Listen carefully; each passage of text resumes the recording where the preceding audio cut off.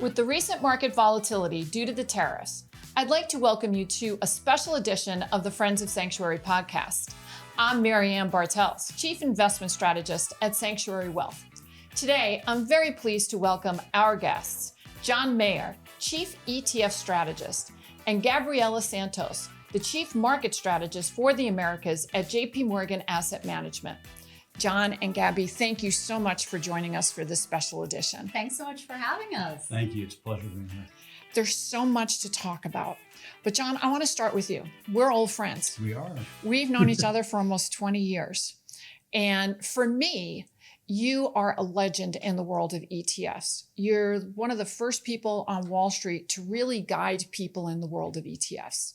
So I want to just put that out there. In your new role as the Chief ETF Strategist at JPMorgan, can you explain briefly what you're doing? You've done so many things on the street. So in this new role at JPMorgan, what are you trying to provide your clients? Sure. Thanks for all those accolades. And the humble guy that I am, I'll try to answer that as best I can. I joined JPMorgan to source all of my past experience together to create an educational program, the fourth educational program we have at JPMorgan Asset Management, behind the Guide to Markets that Gabby will talk about, the Guide to Alts, and the Guide to Retirement. Now we have the Guide to ETFs. And this is a quarterly publication that you can find on our website, on our app, that provides, we believe, a lot of information about the ETF ecosystem, both in the US, and then we have versions in Europe, as well as APAC. And each quarter, we have new interesting slides that talks about different aspects of the ETF marketplace, because it's ever changing. It's a structure that we believe is really taking over.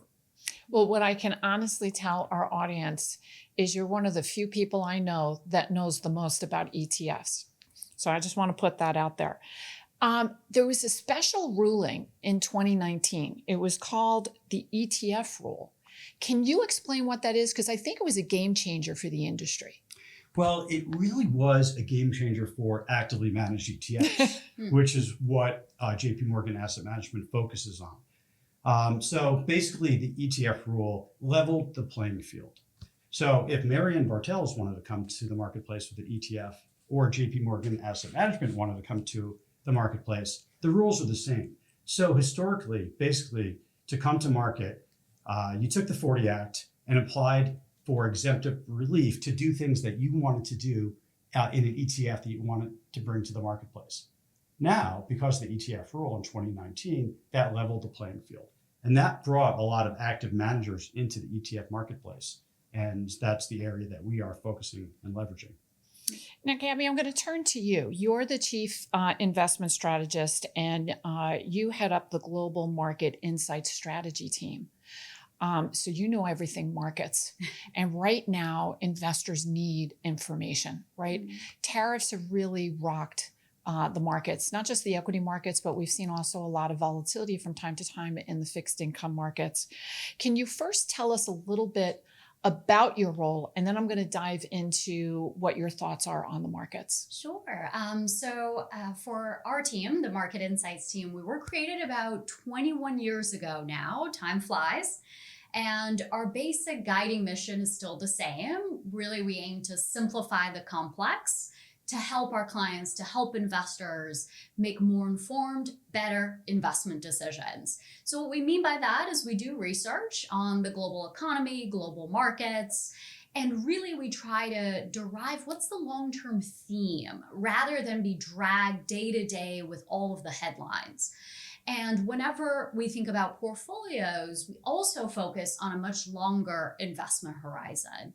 The last thing that makes our team special and unique is we're objective. We're not tied to any specific asset class or product or investment strategy.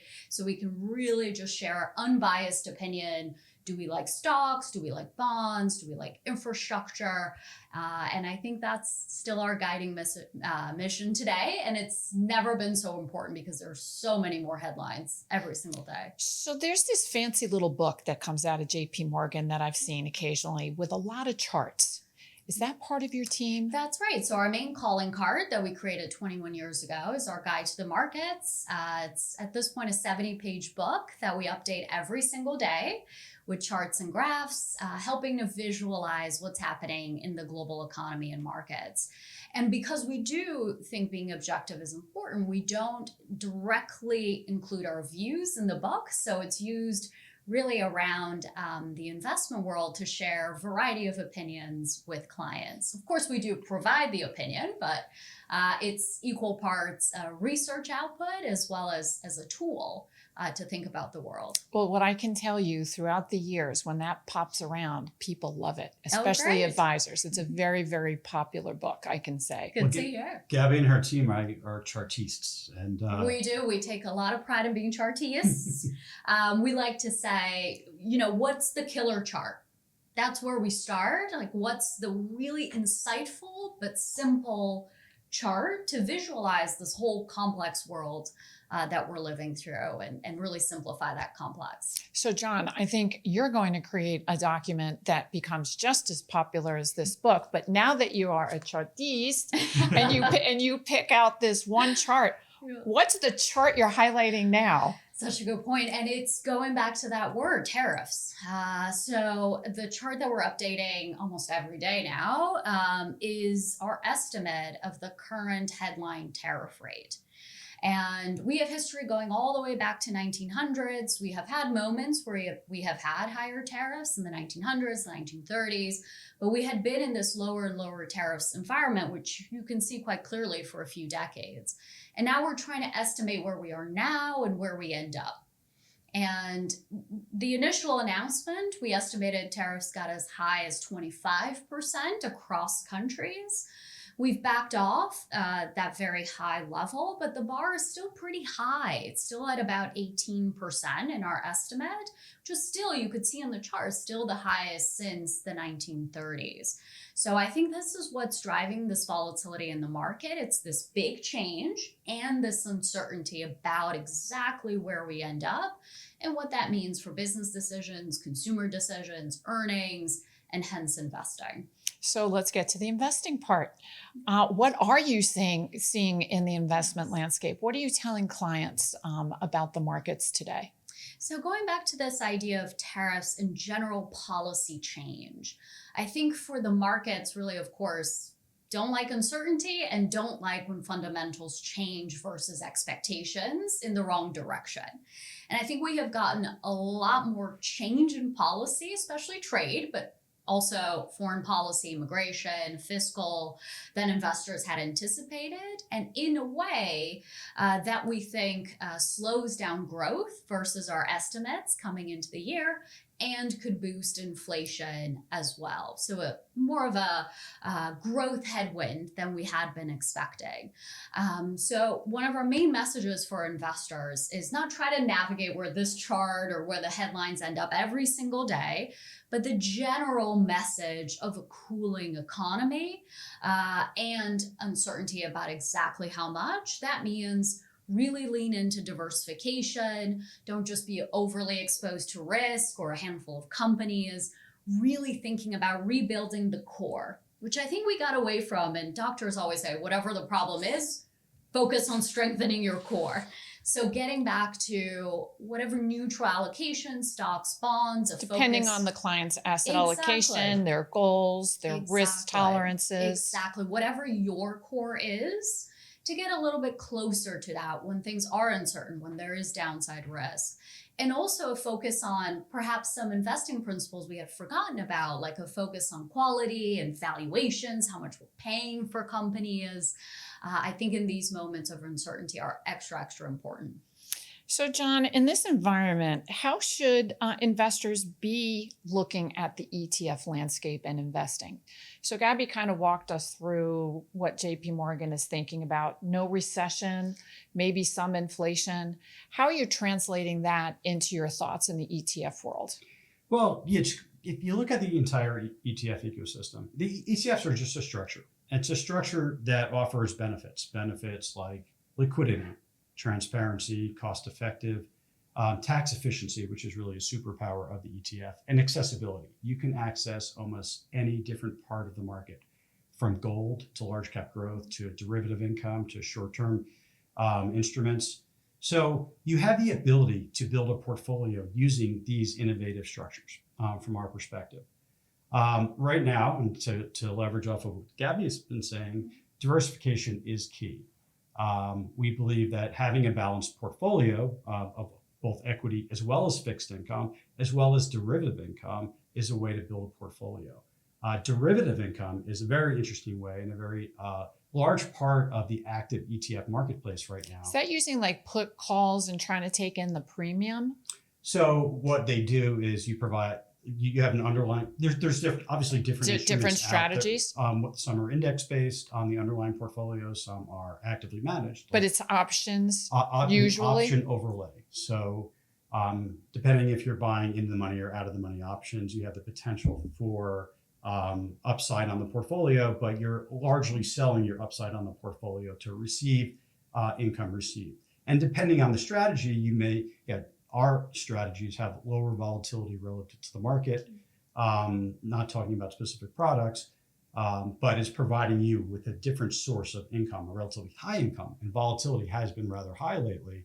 And when volatility is high, you have the ability to increase your dividend. So volatility is a friend to these type of instruments. So they've been very popular with investors. And if you're buying low volatility in the underlying portfolio, you have some protection on the downside as well. So that's one key area where we're seeing a large amount of flows.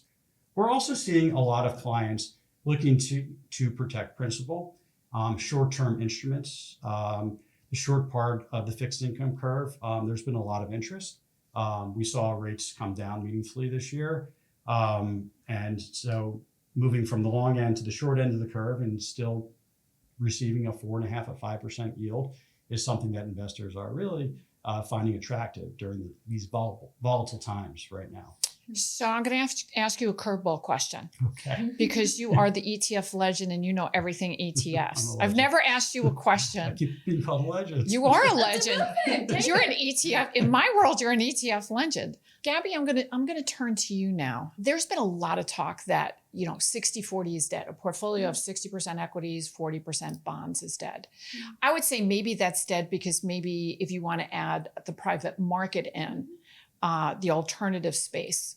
And we can talk a little bit about that. But first, this concept that 60-40 is dead, that having bonds in your portfolio are not going to help. And we recently saw the long end of the curve. When you would think during this market volatility, yields would come down, yields went up. What's your overall view when you're looking at an asset allocation model?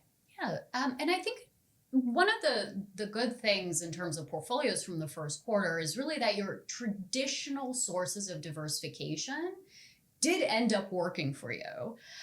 So you did see a tough start to the year for equity markets. At one point, we had a 20% correction, nearly 20%.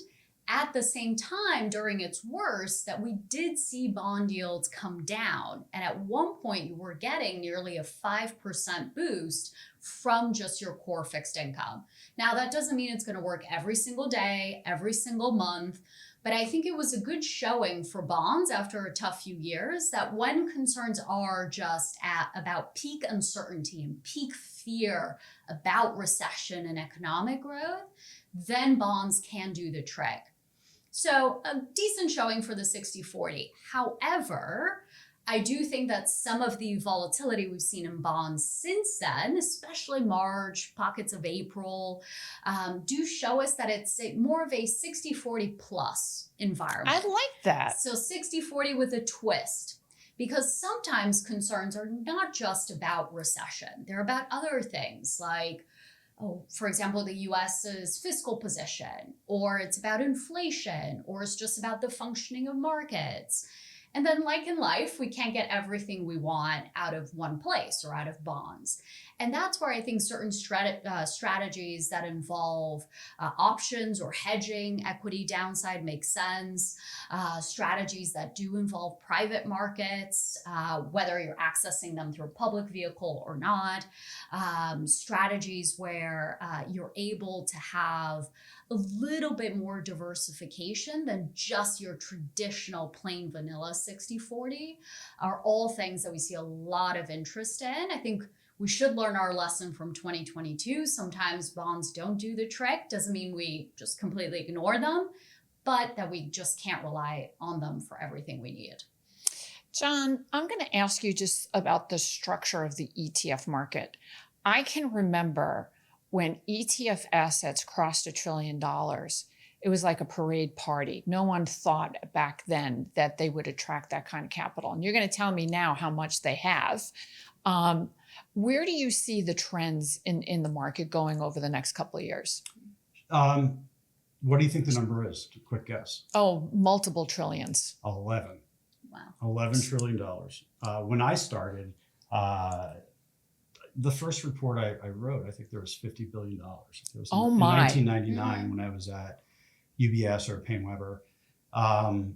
The market started in 1993 with SPY. And now 30 years later, we're at just about $11 trillion. And the active ETF market is about 10% of that market. It's kind of interesting. If you look at the flows this year, while passive is 90% of the assets, active, which is 10% of the assets, 37% of the flows. So actively managed ETFs have really taken the lion's share of the flows on a percentage basis.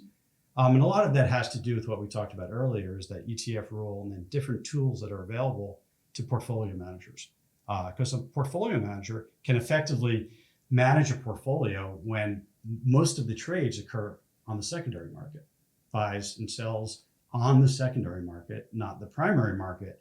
That's when the creation redemptions, where the creation redemptions occur. So that's very beneficial. But the ETF marketplace really is satisfying lots of different needs, and it's taking over because of those unique benefits that I mentioned earlier. And again, the superpower is tax efficiency. It might be worthwhile to quickly say that the way that tax efficiency works on the redemption side is that shares are actually removed from the underlying portfolio if there's a redemption.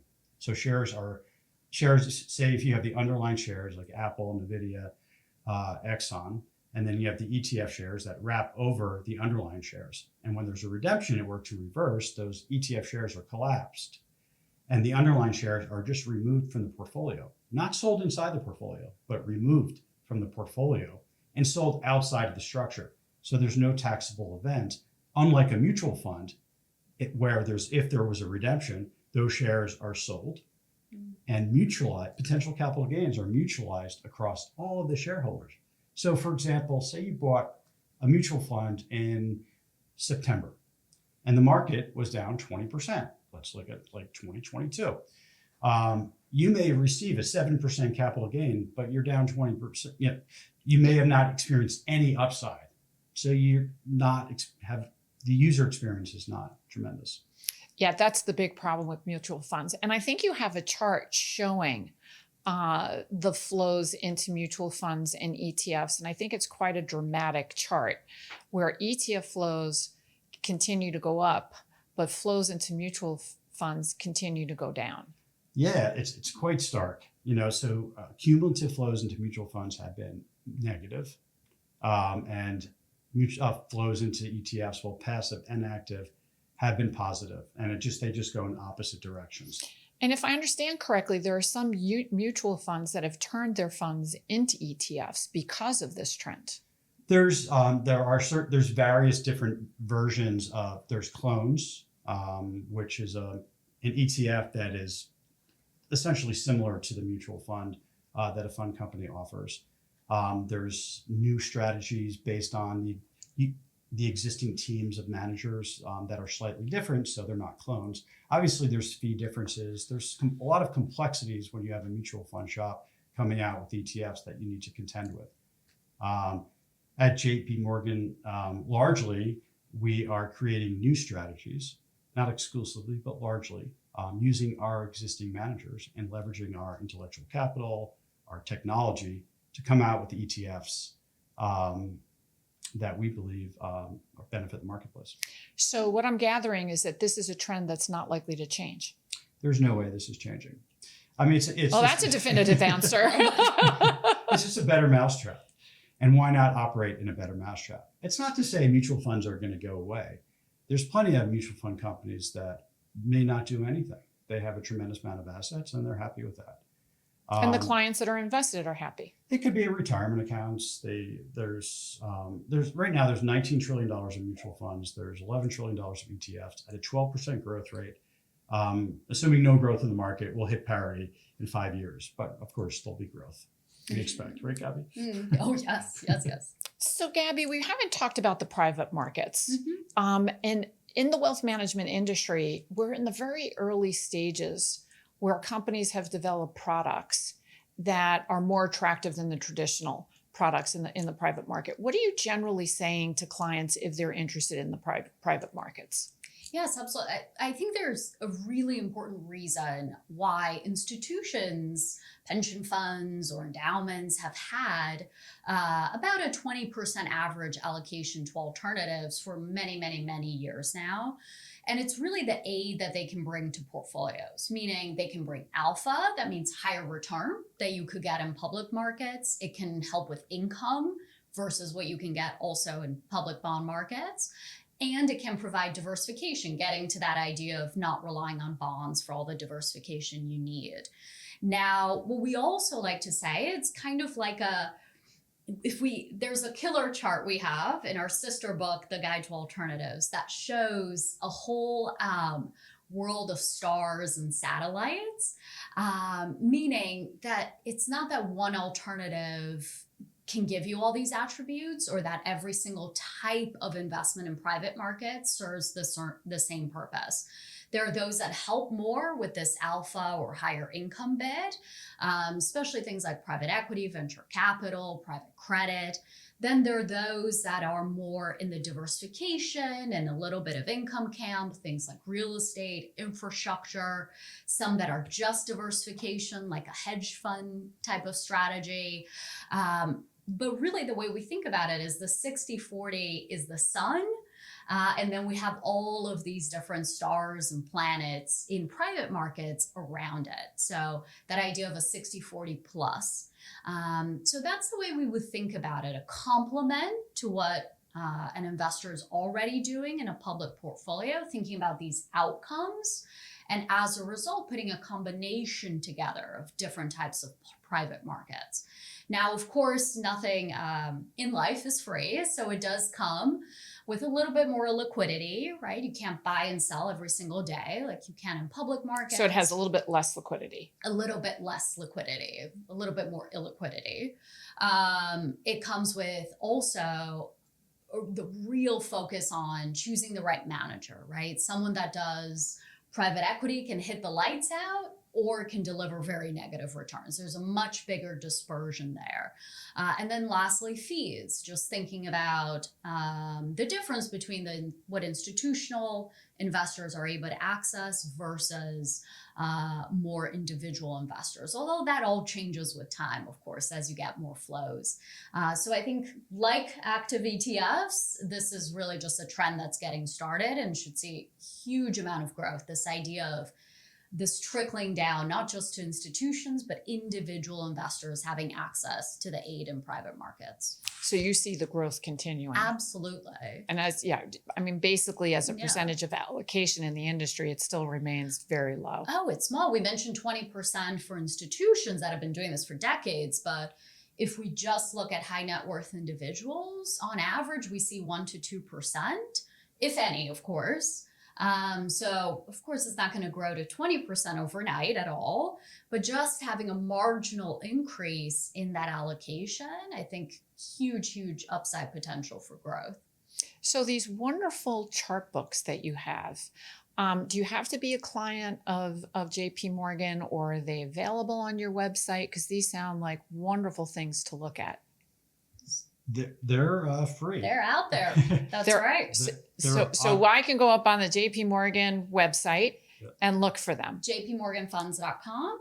And Okay. then it'll be pretty easy to find from my team, the Guide to the Markets and Guide to Alternatives, as well as our And your sister book, Guide to ETFs. and your other sister book on alternatives.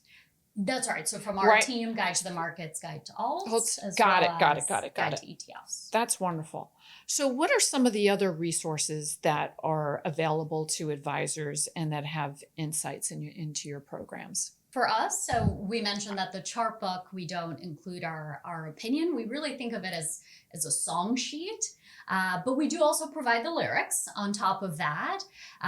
Whether you want to read our views or hear our views or watch our views, that's also on the website through blogs or other short form pieces or videos, webcasts, podcasts. So those will all be included in the website. That's as well. a wonderful wealth of information. So- I know what I'm doing after this podcast.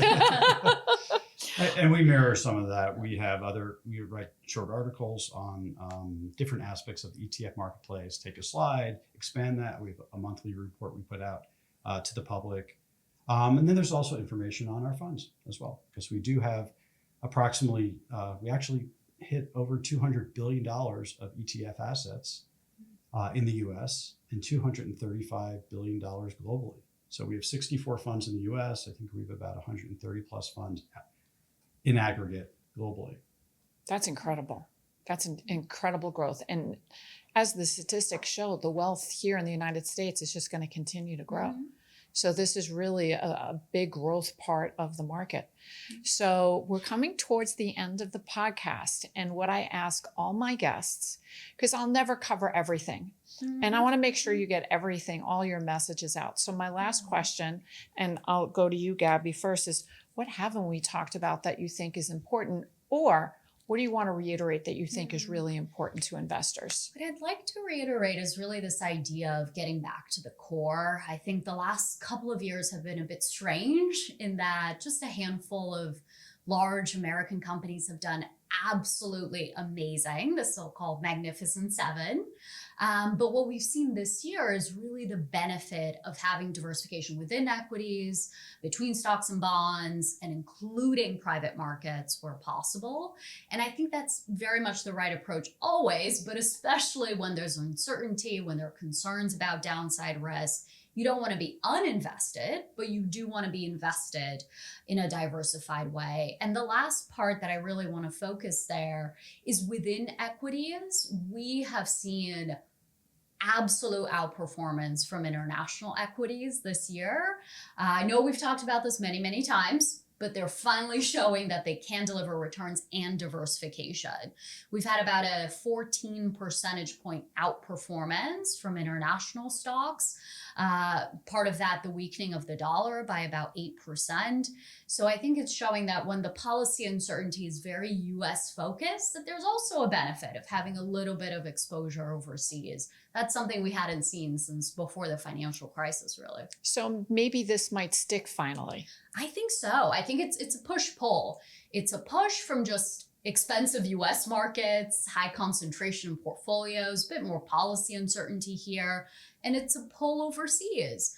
You know, earnings have actually kept up. Europe, Japan, US, really since 2022. So things have been getting much less bad in a lot of regions that And had their underperformed. valuations are much more attractive. And you're being overly compensated for additional uncertainty about that path in a lot of countries overseas. My understanding is also you can pick up more yield.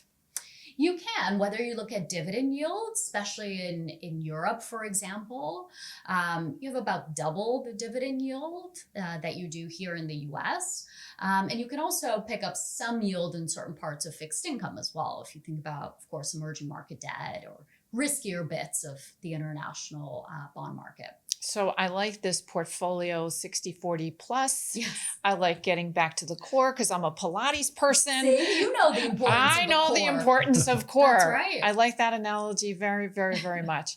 And John, what message would you like to leave investors with today?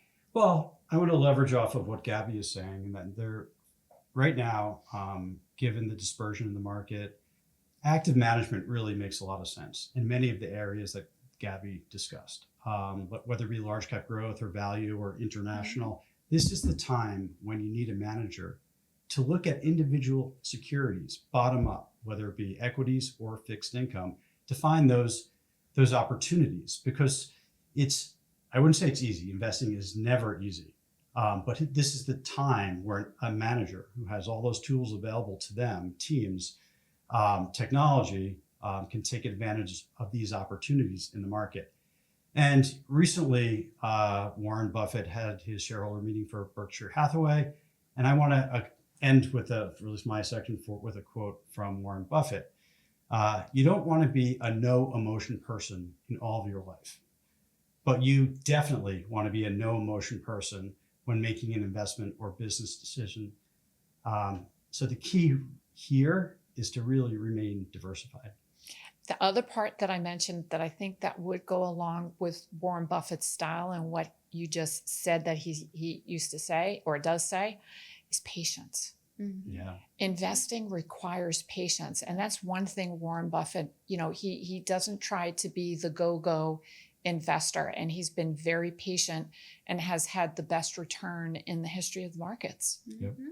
So what you're saying is really validated and true. Well, he has $330 billion of cash to deploy, so he's being patient.